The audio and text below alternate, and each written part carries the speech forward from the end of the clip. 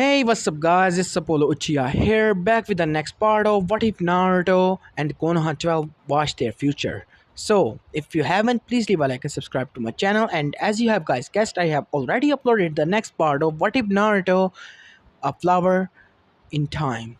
If you haven't checked that out, please check that out as well. And yeah, guys, without further ado, let's continue our story. Third Hokage had long since passed his prime. It was an undeniably fact that he accepted years ago, yet despite the fact, somehow he always found himself in situations that seemed to drain the life from his very bones. Perhaps it had started all those years ago when his prize student Orochimaru had been caught red-handed for his crimes. It was a moment of utter disbelief and shame for him to accept the fact that the pale-skinned shinobi that he had thought to be a second son was could stoop so low at atrocious levels. He had hesitated in the decisive moment, and now one of the world's most dangerous criminals was at large because of his moment of weakness. He found a brief reprieve when Minato had accepted the mentality of Hokage and allowed the aged Hokage a few well-earned years of retirement. Those few years he spent with his beloved wife, Biwako, were blissful compared to his younger days out at the battlefields, but that too come crashing down on his head when the QB had attacked. News had reached his ears that the monster was freed from his chains and that his wife was passed away, murdered. He had learned that day. The fated day had seemed to fall of one of the greatest Kages and the birth of a new Jinchuriki. Hiruzen had been forced to retake the hat that night and lead the village once more. As the years passed and his strength, both physically and politically, waned, he found himself dreading for the future generation. It was an undeniable fact that he had learned from one of the senses, the second Hokage himself, that no matter the era, there is always war. He had hoped that the Stoic Senchu had been wrong in his philosophy, but yet again, his sensei had proven himself right. Getting far too old for this, the aged Hokage thought. Looking over the young Genin, he could clearly see the divide that had somehow occurred between them. A large gap between had been made itself known between Naruto and the others, with the surprising exception of the Uchiha here. Most of the Genins were giving the boy very glances, clearly unsure of what to do with the now stated fact that one of their own, had some connections to the monstrosity that had almost caused the end of their village. The Hyuga herself was giving the boy an apologetic glance, obliviously having been drawn from his side by her teammates. It was truly a sad sight. It's human nature to fear what we do not understand, Harrison thought, but that doesn't make it justifiable to cast such a heavy burden onto a young child. It would seem that without a doubt, the senses from the last viewing had shed light upon a subject I had hoped would have remained in a secret until much later into the future. The old man spoke, grabbing each person's attention. The third Hokage rose from his seat, and his signature robes trapped over his back. Clad only in battle armor, he no longer looked like most powerful leader in the elemental nations, but looked a very war veteran, tired of seeing the bloodshed of his enemies and comrades alike. And I have no doubt it has placed a lot of confusion in the minds of the Kenin. I had truly hoped that this day would never come, but it would seem that the world we live in is no doubt built on dreams. No matter how much we wish to make it possible, what I am about to say within the confines of this room is an S-rank secret, meaning if you utter a word to another person, you will be killed on the spot. No exceptions, he commanded, and grimaced when he rookie sculpted visibly. He hated threatening children, but they were shinobis now, and as such, had a duty to their village and its leader. Am I understood? They nodded slightly. Inoichi was the first to protest, just like Hiruzen had suspected. Hokage-sama, if I may, you cannot possibly be talking about that secret, he asked, making an unnoticeable nod in Naruto's direction. The Hokage only nodded, and Inoichi bellowed, surely, Hokage-sama, there must be another way. But the man stood steadfast. It was a mistake all those years ago, when he had made the council aware of Naruto's status, and no doubt had subjugated the boy to a childhood of isolation. They needed to know the truth, and hopefully they would accept the boy for what he is, a hero. It was a risk, but one he was willing to take. What secret are you talking about, Daddy? Ino asked, but knew it had to do with Naruto and Kyuubi. But there no way the goofball of their class was somehow connected to the terror of the leaf, right? Nothing, sweetheart. Just listen to the Hokage-sama, okay? The Kage of the room cleared his throat. There are many things that have been fed to public that were not entirely accurate. One much example would be the Cuba attack that occupied 12 years ago. It was decided that the entirety of the public, including the shinobi and civilians alike, would not be told of the entire true events of the night as not to spread panic in all of the chaotic situation. At the time, it had seemed to be the right decision to make, but now I see we were nothing more than fools. They shocked all the occupants of the rooms, especially the adults. They had thought that they had been privy to all the truly happened that night, but now they were being told that they were bigger secret than Naruto being the Jinchuriki. On the night of October 10th, a young Konoichi had went into a labor. Her name was Kushina Uzumaki. That had obviously caught Naruto's attention. Kushina Uzumaki was a high-skilled Konoichi who had reached A-rank status and nicknamed the Blooded Red Death. What many did not know about Jonin Uzumaki was the fact that she was a Jinchuriki as well. What does this have to do with the Kyubi? What the hell is a Jinch? Whatever it the hell that word is, you said anyway. Is it some sort of bloodline? Kiba barked out, clearly growing impatient from the impetuous history lesson. This has a lot to do with the Kyubi pub, and a Jinchuriki is the name given to someone whose host one of the tail beast within them. Tazunmi barked, and her son shrunk in within him. The power of the tail beast within someone, just thinking about that blows my mind. Sasuke thought before he glanced at his pale teammate. There was no doubt in his mind that the blonde glass clown was the new Jinchuriki of the Kyubi, and if that woman's name is anything to go by, she is his mother as well. Seemed to get more interesting by the second, dope. What most don't know is that when a female Jinchuriki gives birth, the seal that holds the beast back destabilizes and weakens, giving the tail beast an opportunity to break free. If left unattended, plans had been put into place that the birth would take place outside the village in an undisclosed location and under the surveillance of the village seal master, who was to be the child's father, the fourth Okage himself. Discard the adults in the room flat-footed. If the mother was the previous Jinchuriki whose name was Uzumaki, that clearly meant that Naruto, the prank king from hell, was the secret son of their greatest hero, whose story was surpassed only by that of the first Hokage. Damn!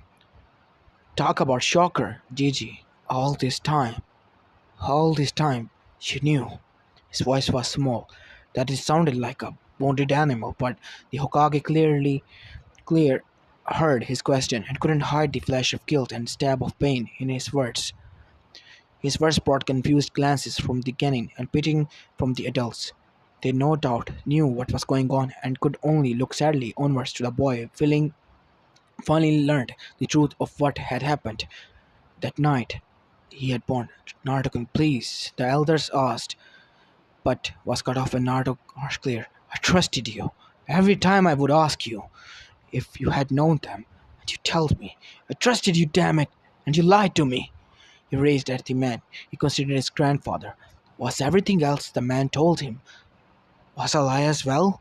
Was it all some sick game to him to mess with the young blonde's feeling? Naruto, please calm down. No! He shouted annoyingly. His eyes flashed red and scared most of the occupants after that. You don't get to tell me what to do ever again. Not anymore.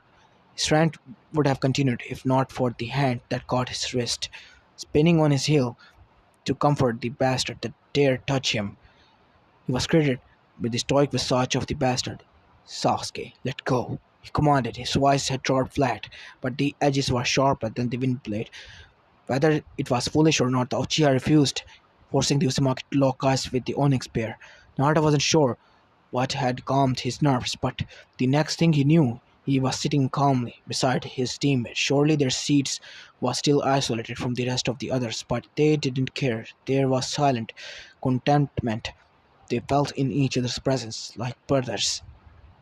The Hokage sat back into his chair, with a defeated look. No doubt the words had cut deep, and the man seemed to have aged a decade under a minute. He had always thought that the decision to not inform Naruto of his parentage had been the right call, perhaps the only right call he had made that night. But yet it had somehow lost him the love of his surrogate grandson. Naruto was a forgiving boy, but Hiruzen was worried whether or not his attitude or his new attitude would be permanent. Kami, he hoped not.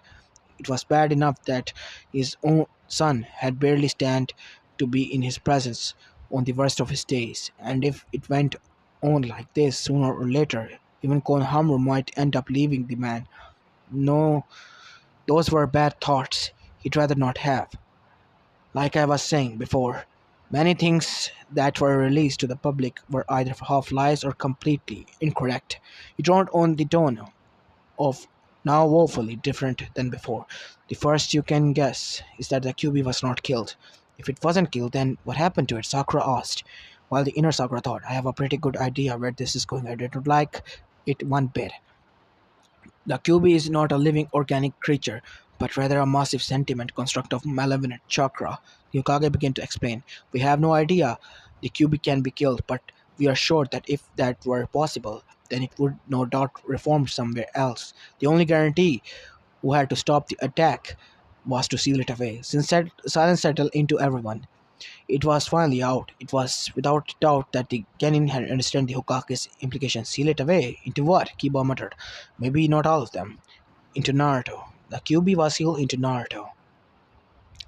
Shikaku Nara was an exceptionally smart man. The clan head was a person whose intellect had few equals, and he himself knew that. Now, while in the shinobi world, this often led to one becoming arrogant and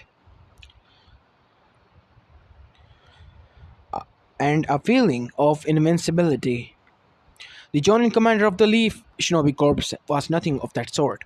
Many had attributed that to being humble, but it was probably due to the fact that he couldn't really care less about such things. The man had risen through the ranks at an accelerated pace through no fault of his own, but rather through necessity. He was raised during a time of war and was forced to either become strong or die trying.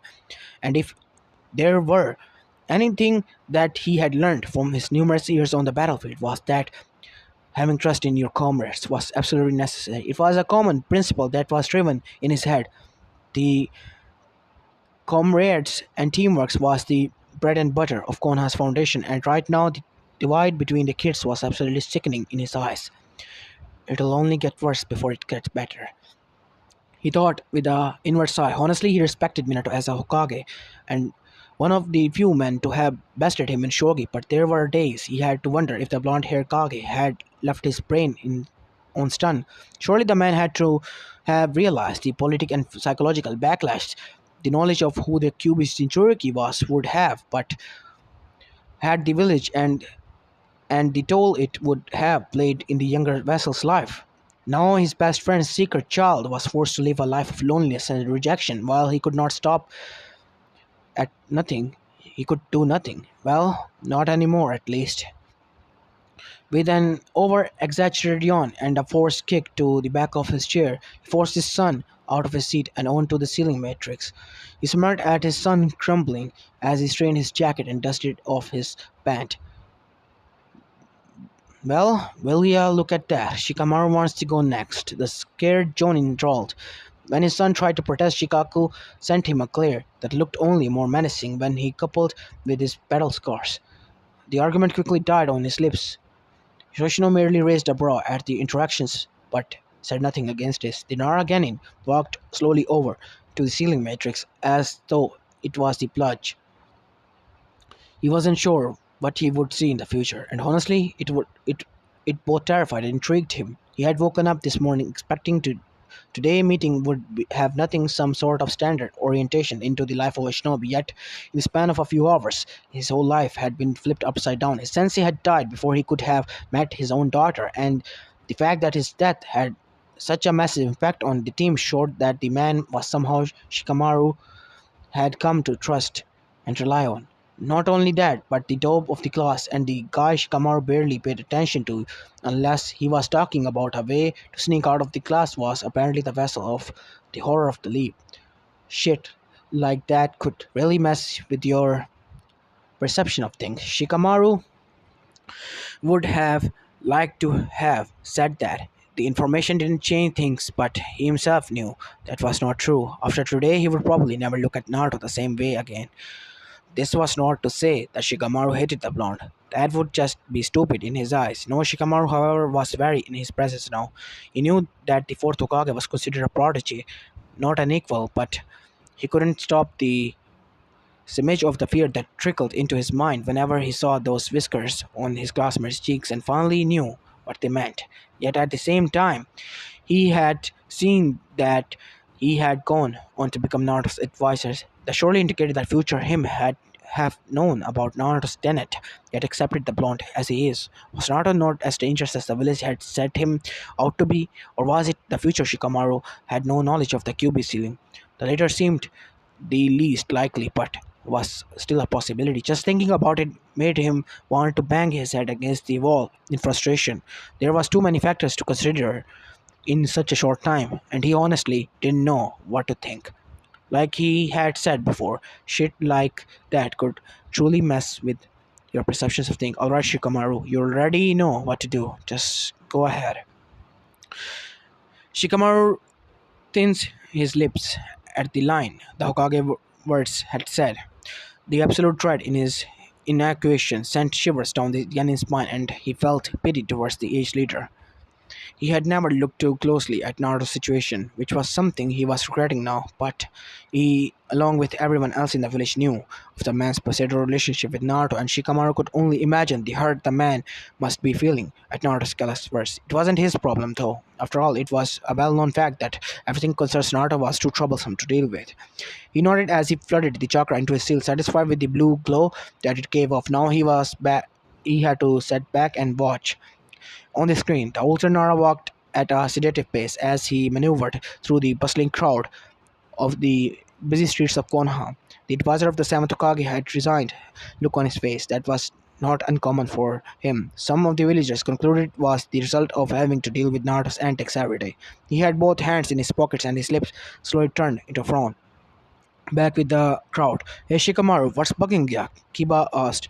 This was the first time that the cannon had spoken aloud since the revelation, and it seems a heavy fog was slowly being lifted. The parents that were huddling in behind their chairs slowly loosened up, not realizing when they had gotten so tensed.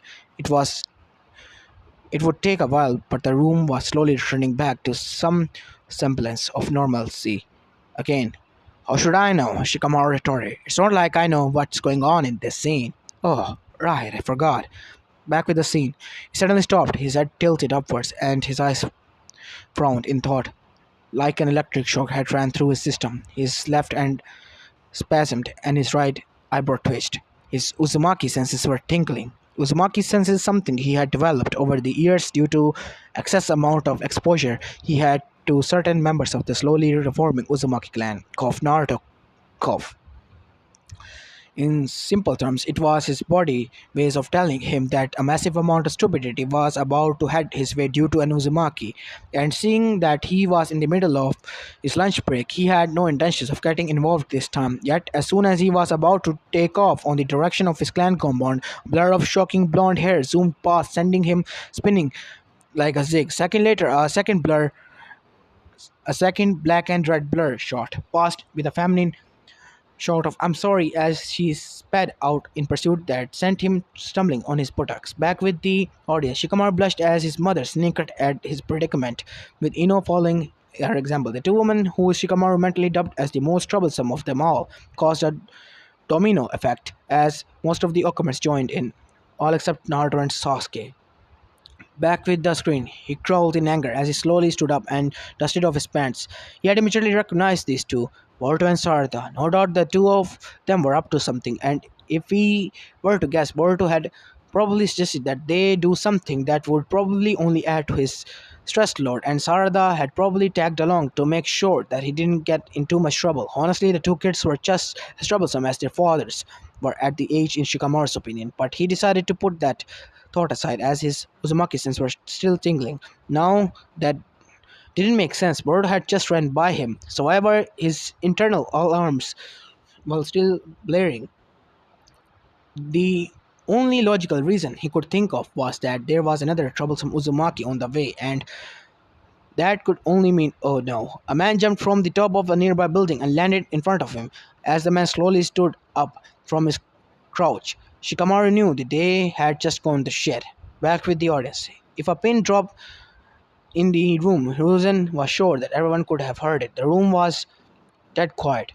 No one dared to move as they gazed into the smiling face of an older Naruto. They were reminded of the secret that was revealed a short time ago. Now they couldn't feel really fit the persona of a raging demon to the smiling face of their future Hokage, but human instincts dictated that there should a large amount of fear and awareness whenever Naruto was concerned. Shikamaru himself had finally reached a conclusion on his stance towards Naruto. As he watched his future self conversing in a small talk concerning the location of his son, he realized that without a doubt he knew Naruto's special condition and could not have cared less. It was clear to see that both men had a deep bond between the two, and Shikamaru had accepted his friend or what? No, for who he was, and he could understand why. While the blonde may be loud and brash and all around annoying, he was still a treasured comrade and friend. He felt like nerve-wracking feeling of guilt seeping in his system and really wondered why he had even considered the fact that Naruto was anything but, well, Naruto. Sparing a glance back at his father, Shikamaru decided to show where he stood on the matter. Standing from his seat, he moved his chair over towards where Naruto and Sasuke sat, sparing both of him his former classmate a small smile as he took his place beside him. He ignored Naruto's shocked yet awful gaze. He ignored Sasuke's curious and yet suspicious gaze. He pointed he pointedly ignored the other Kenin's gaze of shock and apparently betrayal. What he did take notice of were his parents and the Hokage's look of appreciation and pride, and the feeling of content he felt at his choice. "What are you doing, Shika?" Ino asked, an unfamiliar edge on her voice. "I'm sitting," replied Danara with a lazy drawl. "I meant, what are you doing over there with him? Don't you know what he is?" she snapped, unconcerned about her father's slowly growing frown. It was already bad enough that Naruto had somehow tricked Sasuke onto his side. She wouldn't allow for Shikamaru to be used either. "Of course I know what he is," Shikamaru replied, Naruto deflated, knowing that being accepted was too good to be true. Expecting Shikamaru to call him demon, the blonde Kenin was surprised when instead Naruto defended him. "He is comrade and a fellow ninja from the Hidden Leaf Village. He is the same person that he was an hour ago, and he is the same person that he was a day ago. His name is Naruto Uzumaki, and he is my friend." At the end of this speech, most of them were left silent. They have never heard the apathetic boy speak so passionately about something. Besides him, Naruto was driven to tears, thankful that there was at least one more person who accepted him. He was in for another surprise when both Choji and Hinata moved their seats and sat near Naruto. Hinata to his immediate left and Choji besides Shikamaru. Maybe the viewing things was a good idea after all. Back with the screen. "So let me get this straight," Shikamaru asked. "For some reason beyond my comprehension, you decided that it would be a good idea to agree to your son's suggestion of having a village-wide game of hide and seek with his friends." "Uh-huh. During the Five Kage Summit, the most important gathering of all the village leaders in Shinobi history." "Yup. All because you were bored." "Bored!" Back with the audience. Hinata giggled into her hand, while Choji had no reservation to laugh loudly at his friend's predicament. Shikamaru sighed. Troublesome." Back with the screen. "Well, when you say it like that," Naruto whined with a power. Shikamaru then bent, a dull look into his eyes. "Go, jump off a cliff, head first, and break your neck," he added. Naruto waved him off. "I already did that at the Valley of the End when I was 13. Back with the artist. Wait, what? Back with the screen. Shikamaru stared. "I hate you, troublesome blonde." "I love you too, Shikamaru," Naruto teased. Back with the audience. The screen sputtered out of existence, and another silence persuaded. With no volunteers, a certain someone stood up. "Fine, I'll go next." It was Neji who was the one who decided to go. Neji ignores the look from his uncle, cousin, and teammates as he walked towards his ceiling array. He knew for a fact why they were looking at him like that. His abrupt shout about wanting to go next had caught them off guard, but to be honest, he had surprised himself as well. At the beginning of the meeting, he had already resolved into taking a turn into seeing his future. The Hokage had ordered it after all, but he was not looking forward to it. I mean, who would have wanted to meet themselves, living our destiny that fate had already decreed, or nothing more than a servant? But those thoughts were quickly thrown out of the window. The first future had been seen. He had, of course, heard of Naruto.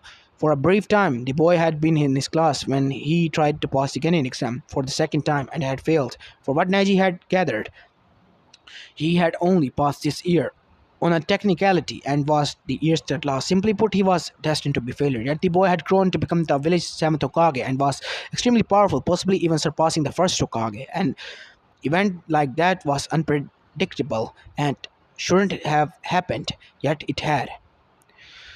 That had managed to shake his beliefs in fate, but the boy would have chalked it up to the boy being an anomaly. Yet it happened again. Shy and weak-willed Hinata had grown into a being of confident mother of two who could stand proudly beside such a powerful figure. Again, they defied the wheels of fate.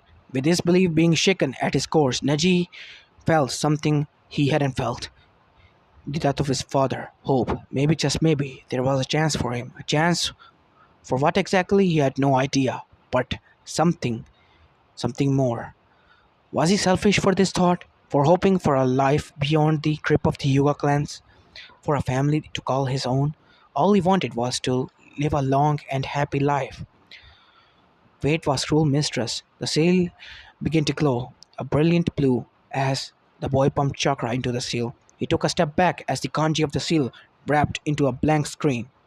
He waited for a few moments for something to happen, but was disappointed as the screen remained blank. The confused expression deepened when, instead of vivid scenes of the future, the scene sputtered and fell apart, returning to their indescribable kanji. The room felt quiet. Behind his desk, the third Hokage immediately hid his grim expression. With decades of experience, his job was not a pretty one. He had served as the Hokage for years now, even during the Great Shinobi War, and he was no stranger to seeing his men being befell by tragic fates. He had sent countless men to their own deaths for the village's sake and mourned their sacrifice with a brave heart and a steel face. Despite this, that wasn't a possibility, but an inevitable in their line of work. He had grown used to the cold grips that had owned them, but could never truly justify it. It was the first time that something like this had happened to the time-space jutsu that Hiruzen was create certain of what had happened. The screen could not show the boy's future because he simply had no future to see. Okage-sama, the boy's tone was cold. It sent shivers down the man's spine. No child should ever go through what the young Hyuga was experiencing. In a perfect world, they wouldn't have to send children out in the war to fight for their cause. But it was only a fool's dream, in his opinion, as of the current status of the shinobi world. Yasunaji-san, he continued, has the seal malfunctioned? Hiruzen was about to lie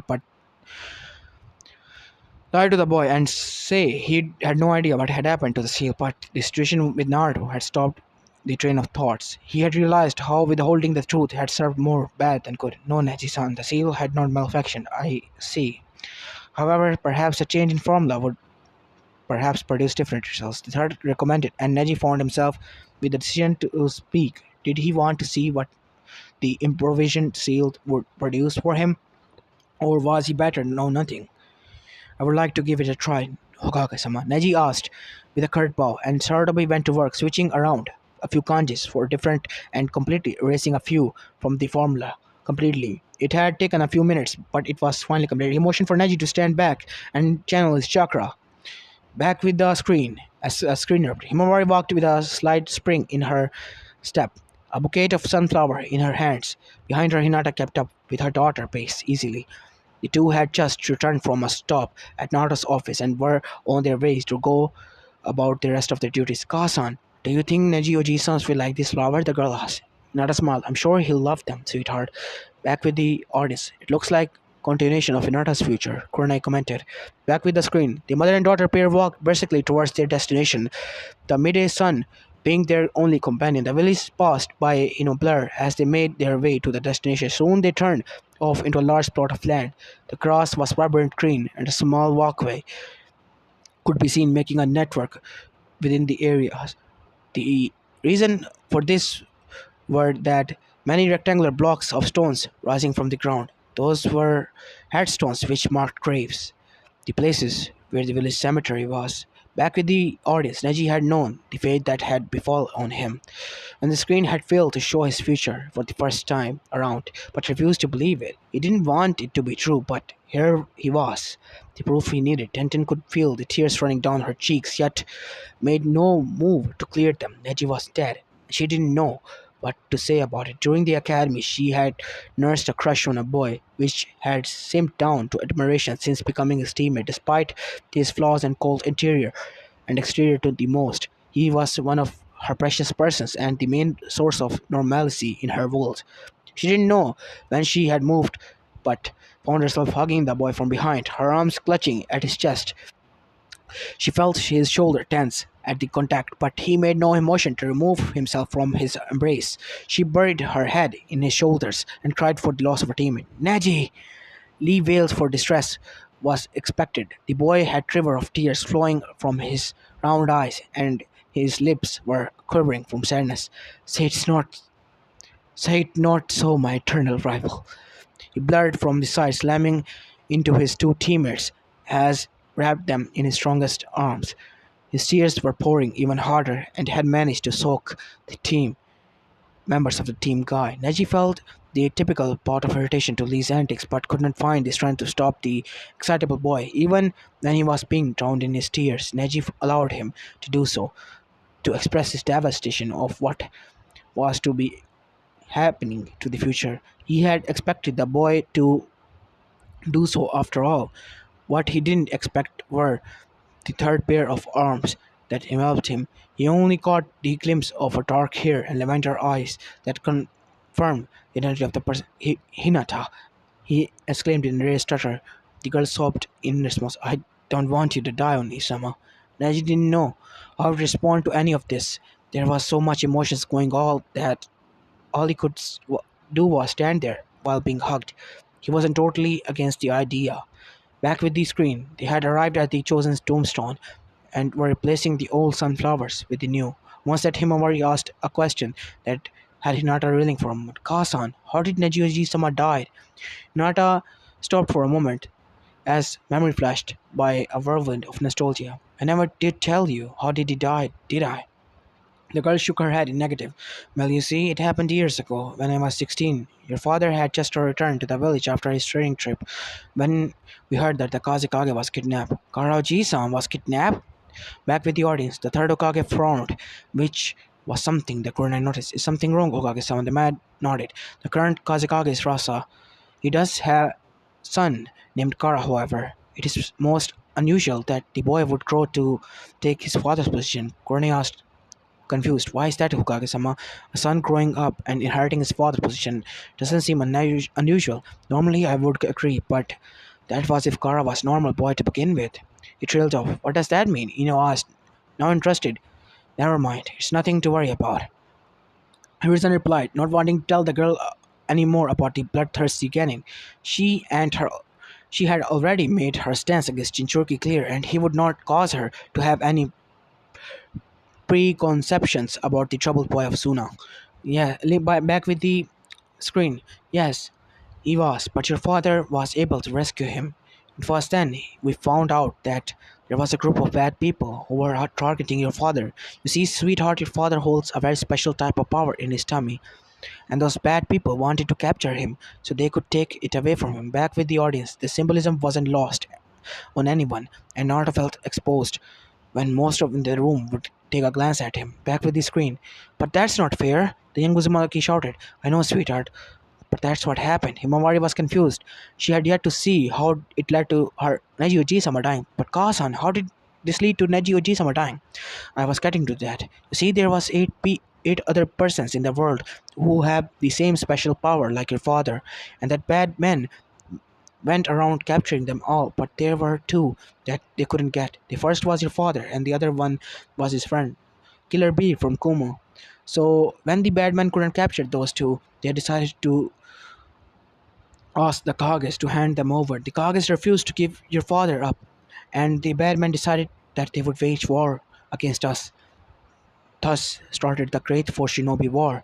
The allied five villages versus Akatsuki. Back with the order, sweet Kami. To think that the five villages would ally with each other just to take out some group, Tsumi explained. They must have been a group of S-rank nukeness. Chicago concluded, his lazy expression gone from his face. This is just too troublesome. A group of S-rank nukenins with the power of 7 bijus. Just our luck. Back with the screen. Your uncle died during the war, saving both mine and your father's life. He did this because he loved us, and I'm sure he would have loved you too. Really? Really? Back with the audience. Neji was stunned as the last words were uttered, and the screen went blank. He it didn't return back into the seal array, but he paid that no mind. His thoughts were on what Hinata had said, that he had given his life for her because he loved her, so caught in his thoughts that he hadn't realized that the screen had once again sprung to life until he heard the shots of unfamiliar wood stall cutting springs. The third Hokage's eyes popped from the sockets. There was someone that used the Mokiton. Impossible. Back with the screen, a hail of sharp wooden springs were propelled from a large arm. In the trajectory of it all, a teen with long black hair spun in rapid succession. A dome of chakra protected him from being penetrated like the others around him, but it would not last. He would give out and he would join the others in that embrace. So many rotations. Won't keep up. Back with the audience, it was Hiyashi's turn from the eyes to pop out from shock. It was propitious. How had the boy learned the rotation? It was considered a main branch technique. Back with the screen, his concentration flattered for a moment as one of the smike made it through and nicked the forehead protector from his head and revealed the seal on his forehead. He would have suffered worse had it not been for the arrival of a dense blue ball of chakra with spinning blades of wind around it. Rasen Shuriken! Naruto shouted as he arrived on the scene before he threw two more of the chakra constructs, obliterating the wooden spikes in the sky. But he fell to his knees, chakra exhaustion hitting him hard. A lone spike sped towards him, but was shattered by a small strike from Hinata, who had appeared before Naruto on the battlefield. Before he had time to thank her, the loud scream of dying men made them flash their heads to the left, only to watch as the same hand swept in the way towards them, crushing those that stood in the way. A trigram! Air wall palms, Yashi announced his arrival with a jutsu, forcing back the arms before he could reach the teens. His efforts were for naught, however, as another arm rose in retaliation, this time a smaller but more compatible. Damn it!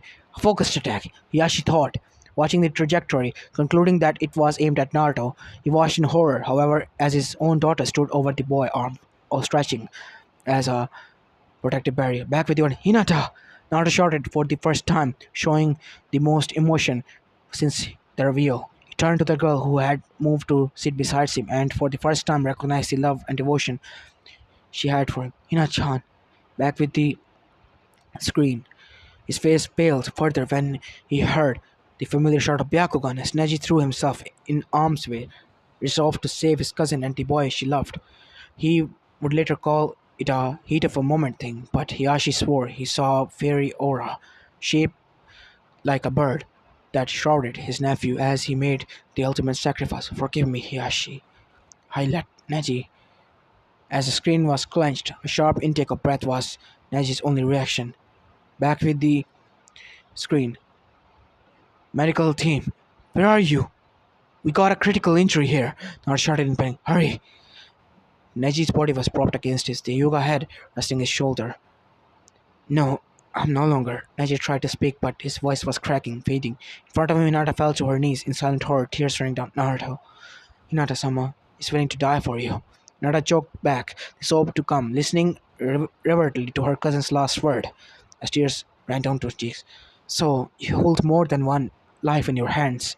As his eyes dimmed further, his voice grew frailer, and it seems that my life too may have been one of them. Naruto blinked back, tears pooling in the eyes.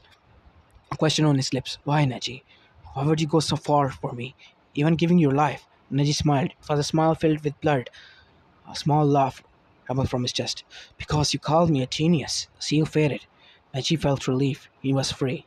Though, Sama, I finally understand the freedom you felt, choosing to die in order to protect your loved ones.